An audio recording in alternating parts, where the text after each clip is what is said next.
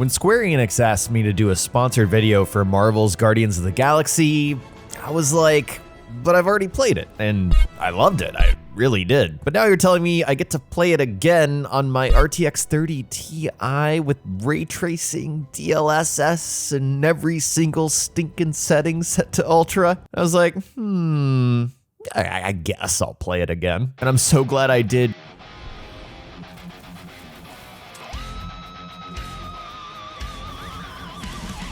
Marvel's Guardians of the Galaxy is somehow more fun the second time around. If you haven't played it yet, this is a single-player action RPG game made by the good folks over at Eidos-Montréal, and it's on your Xboxes, your PlayStations, your Nintendos, and even your personal home computer. It's kind of hard not to have heard of it. I mean, it's got 95% positive reviews on Steam, and I'm kind of shocked it's not up for Game of the Year. It is nominated in a ton of categories, so I fully expect Jeff Keighley to walk on stage and give it something.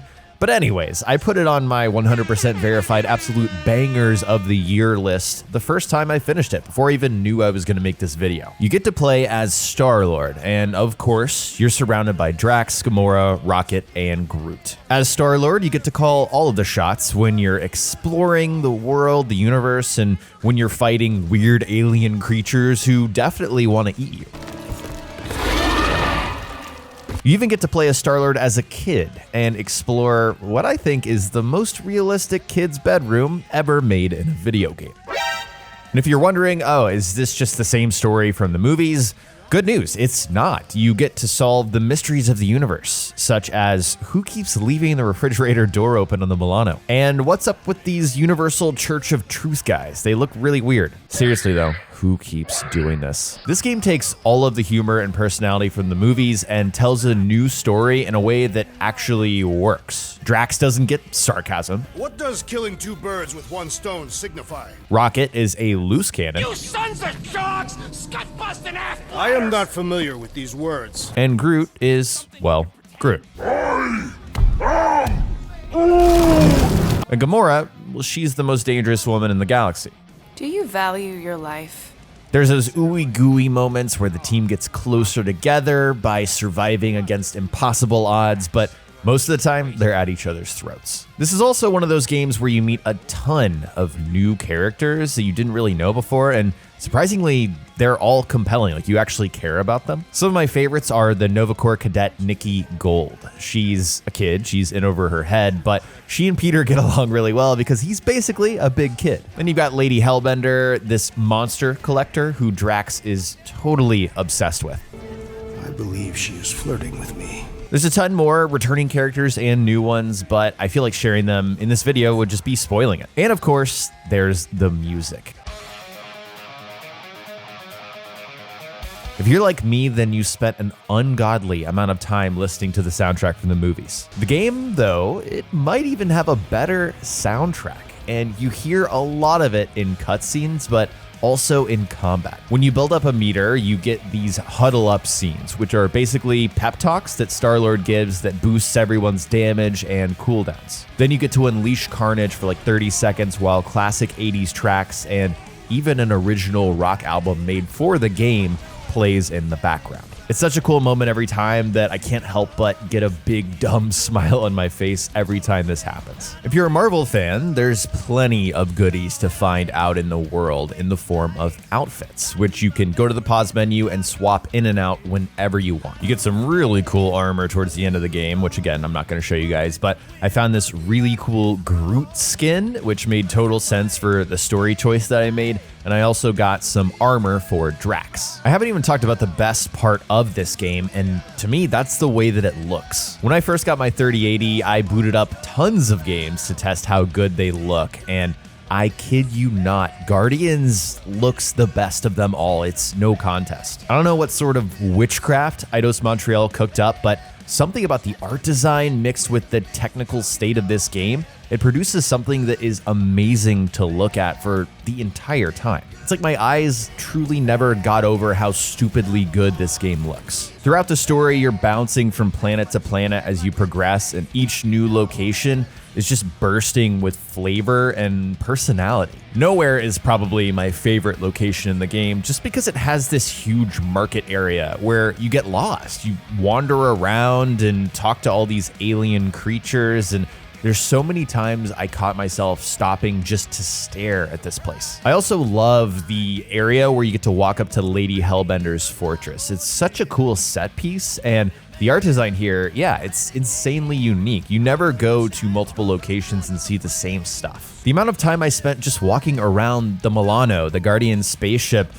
honestly, it's embarrassing. If you take a lot of screenshots, then beware. You might spend a long time with this game. Oh, and also there's dialogue options. There's dialogue choices. A lot of the times the Guardians will be fighting over something and Star-Lord can chime in, which lets you direct the conversation, but you also get to make bigger decisions that do impact the story. On my second playthrough, I was shocked when I chose a different path on the Lady Hellbender mission, and I ended up playing an entirely different section of this level with its own dialogue and cutscenes. So it's not just you fight the same bad guys in a different location, it's actually a unique scenario. And you get those everyone disliked that notifications in the top right. If you make a bad move, you might pay for it. But that's part of the fun. Your choices seem to matter. You know, Peter can be a complete jerk to his team. He can be a good leader, or he can say nothing at all. And it's a fun way to keep me engaged between platforming sections and combat. Speaking of combat, I think plenty of people expected to be able to play as all of the Guardians in this game. And